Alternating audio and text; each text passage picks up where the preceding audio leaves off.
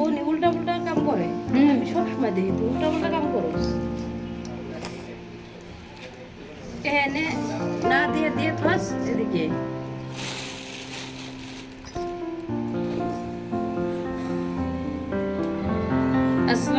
আসসালামু আলাইকুম গাইস, আপনারা সবাই কেমন আছেন? আশা করি সবাই ভালো আছেন। আলহামদুলিল্লাহ আমিও ভালো আছি। আজকে আমি একটা এটা কি মুরগি বলে পাকিস্তানি মুরগি রেসিপি করতেছি, সো সেটা আপনাদের সাথে শেয়ার করতে চলে আসলাম।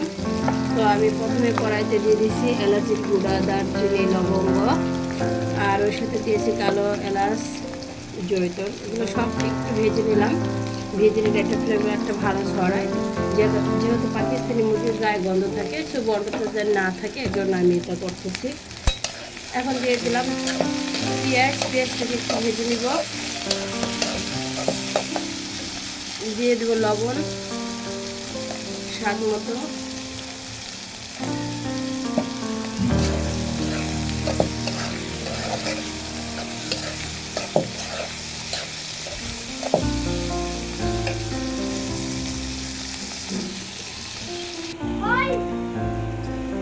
গাইস পেস্ট আমার কষানো হয়ে গেছে দেখেন। এবার দিয়ে দেবো আমি মশলাটা, আদা রসুন পেস্ট করে রাখছিলাম, সো সেটা দিয়ে দেব।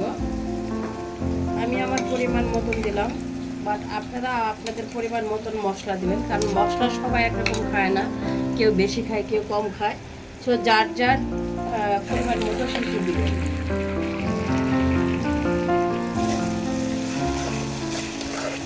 এবার মশলাটা ভালো করে একটু ভেজে নেব।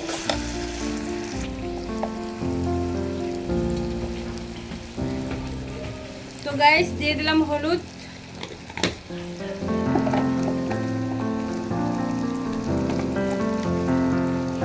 দিয়ে দিলাম মরিচের গুঁড়া,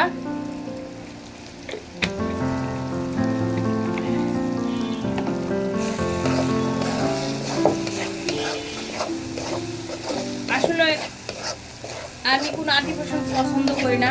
আমি যেমন মানুষটা, রান্না বান্না আমার যেমন, সো আমি দেখাও তেমন, ঠিক আছে? আমি যেরকম আমার ফ্যামিলিতে প্রতিদিনের রান্না প্রতিদিন যেভাবে করি নিয়মিত, তো আমি আপনাদের ওইভাবেই দেখাই, ওইভাবে দেখানোর চেষ্টা করি।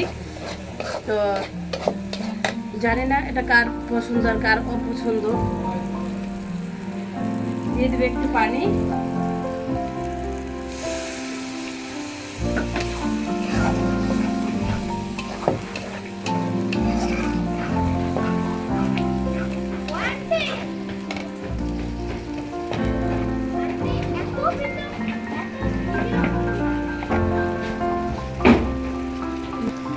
দিয়ে দিব ধনিয়ার গুঁড়া, কম দিলাম আমি ধনিয়ার গুঁড়াটা। দিয়ে দেবো জিরার গুঁড়া।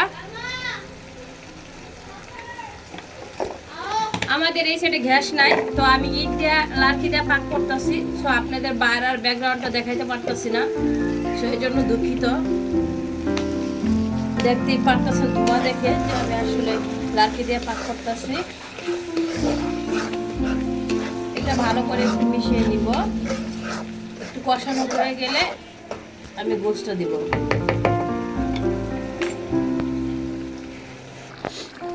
তো গাইস আমি চিকেনটা দিয়ে দিছি, চিকেনটা কষানো হয়ে গেছে। এবার দিয়ে দেবো টমেটো কুচি। এটা অপশনাল, চাইলে আপনারা দিতে পারেন, না চাইলে ইগনোর করতে পারেন।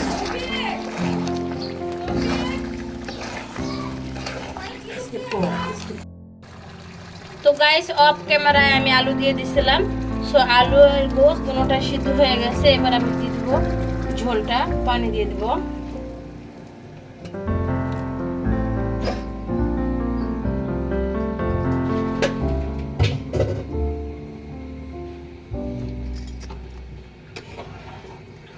এখন দিয়ে দিলাম নাড়া।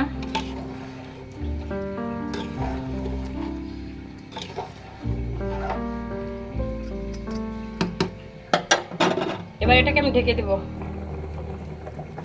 তো গাইস আমি দিয়ে দিব মূলা। আলু দিয়েছি আর এখন দেবো মূলা দিয়ে আজকে আমি মুরগিটা পাকাবো।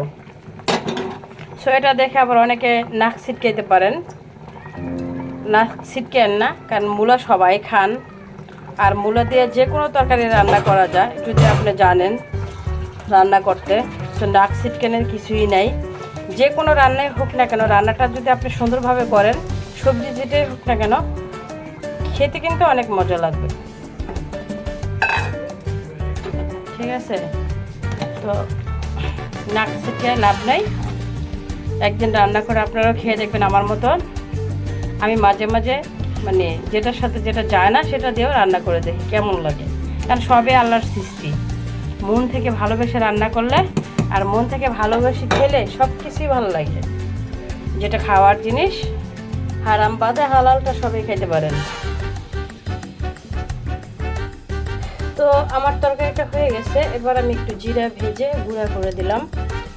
আমি জিরা হলো সবসময় গোসে বা যে কোনো তরকারি যদি দিই সেটা সাথে সাথে ভেজে গুঁড়া করে দিই, তাহলে এটার ফ্লেভারটা ভালো পাওয়া যায়। আর অনেকে আছে অনেকগুলো করে একসাথে জিরা ভেজে গুঁড়া করে রেখে দেয়, ওটা কিন্তু ভালো লাগে না, ওটা সেলটা কিন্তু নষ্ট হয়ে যায়। তো আমি সাথে সাথে ভেজে গুঁড়া করে দিলাম। আমার তরকারিটা হয়ে গেছে।